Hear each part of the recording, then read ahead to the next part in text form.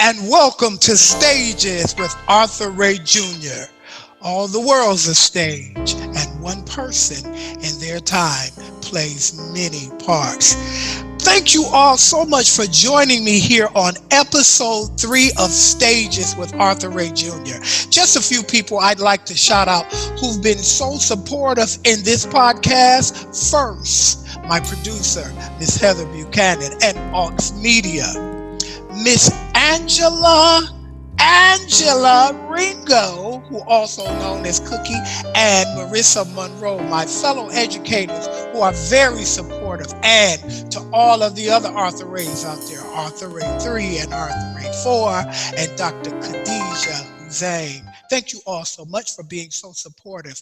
Please make sure that you subscribe to our channel, comment, and share. Today, I'm so happy to have as my special guest the great, the fantastic, the wonderful Grover McCants. Although I believe in manifesting and calling things that are not as though they are, I'm calling this great guy the next Academy Award winner, my friend Grover McCants. I am so glad to see you, Grover. Thank you for joining me. Arthur, I'm happy to be here, man. I'm happy to be here. Thank you so much for having me. And congratulations to you on your new show. Oh, I appreciate that so much. For those of you who don't know, this is my fellow co-star in the short film When the Swan Sings on Hastings Street, and also the star of the feature film Solomon. People out there, I'm telling you, we got somebody with us today. I'm so glad to have Grover McCants with us today. Now, Grover, I understand that you've been an actor for a mighty long time. Yeah. I started at Winterhalter Elementary School right on Broad Street, right down the street from my house. Yeah, I heard something about you playing a talking Christmas tree. Yes. That was my first audition at 5 years old. And I got the lead role because the teacher, Ms. Shube, said she liked my voice. Wow. And so my character stood behind the tree. You didn't see me. You just simply heard me. And all the characters in the play would walk by the tree and have their little interaction or whatever, you know. And it was something, and it kind of it helped me with my stage fright because they didn't see me. I'm standing right. I didn't have to come out and do anything but take a bow at the end of the show. That's the only time they saw me. Wow. It's amazing that you still remember that. That must have really affected your life being on stage. Yeah, of course. It was phenomenal. It was phenomenal, and I've been hooked ever since. And every chance I got, all through elementary, junior high school, middle school, whatever, high school, I always wanted to be on the stage, and I was blessed when I got to Atlanta after leaving Redford High School to work with the Clark Players with the great Joan Lewis. Wow. And the lead actor in my first play at Clark was none other than Samuel L. Jackson. Wow, what amazing. And take it even further than that, it was a Detroit production because it was Who's Got His Own, The Child Who's Got His Own by the late great Ron Millman. Wow. Who wrote that play, and I was in that play with so many great actors in the Atlanta area because you had actresses from Spelman, you had actors from Morehouse, and Sam was a Morehouse grad at the time.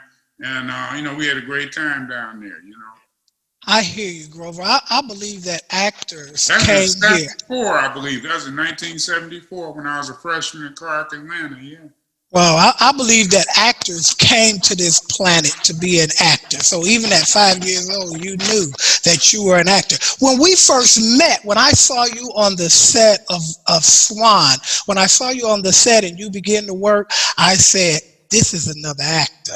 This is a real, I remember what you said to me. You said, a real actor. I said, no, here's a real actor. This is a real actor right here. It's amazing to work with you. You have some mighty great skills yourself, and I was kind of intimidated going on set with you because when Heather Buchanan told me, she said, you're going to be working with Arthur Ray. I said, what? Man, you know you my brother.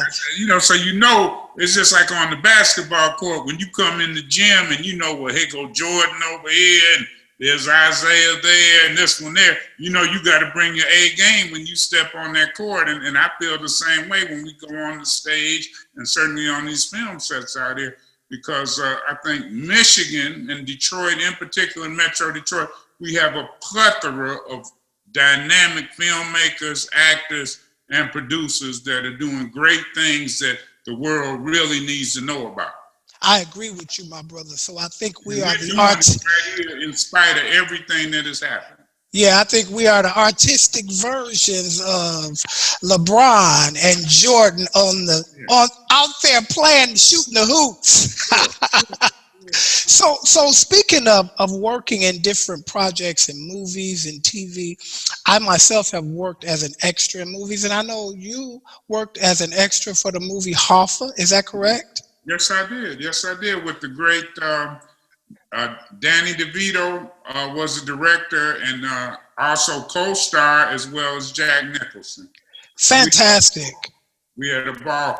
We shot that. I was a juror actually in the court scene, and we shot that at the old Wayne County building, right down there on Randolph. And see, at the time I was working for the Detroit Pistons, and Jack and I had met from him coming to the games and when we played the Lakers in the finals. And this was in 1992. And I was shocked that he remembered me. Because whenever the Lakers would come to Detroit during the finals, we would escort Jack through the tunnel, he'd come in and get him to his seat and that kind of thing. We treated him good. We didn't do him like Boston Garden. They would put Jack and put him right down front and everything. And he on top. Yeah. It was a blessing, and I invited him up to the Palace during the filming in '92. We weren't as good then, and then he came up to a couple of games during filming of Hoffa because it was shot entirely on location in Detroit. That's fantastic. And there's a lot of actors out there, some of which feel as if being an extra in the movie is kind of beneath them. But man, I'm telling you, that's where you cut your teeth at. I don't know if you know, I was an extra in Sparkle with Whitney Houston. Okay. Oh my God, we were on set forever and ever. Robert Seven Shannon was in there. Yeah, yes. We would get on set at 7 a.m. and we wouldn't leave set until 7 a.m. the next morning. We were there like 24 hours. But this is where you cut your teeth at. Right.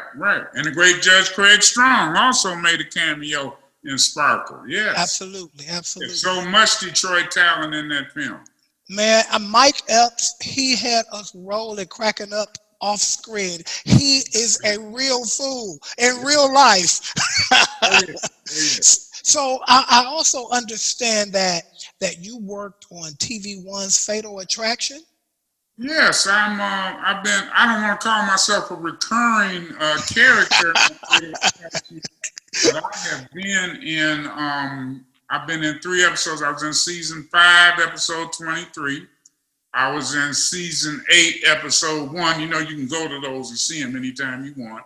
And I just did this past season 10, episode 1, the premiere episode of season 10. Now, I've almost come full circle. In the first episode, I shared the screen with the great actress Denise Armstrong from Atlanta, who's in Overcomer, who had a lead role in Overcomer.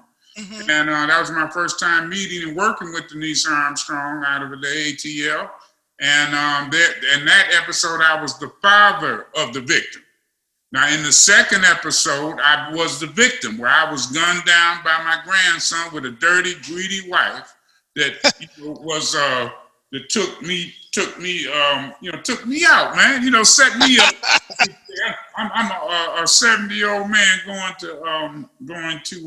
dialysis at 4 in the morning, and she gonna have my little grandson shoot me in the back. Wow. That kind of thing. So that was that. And then this last one I did, season 10, I was the investigator, hunting down some gruesome, heinous killers. So now my next role on Fatal Attraction, I hope to be the murderer or the bad guy. So I've been all around the board. So once I get the bad guy, then I'm good.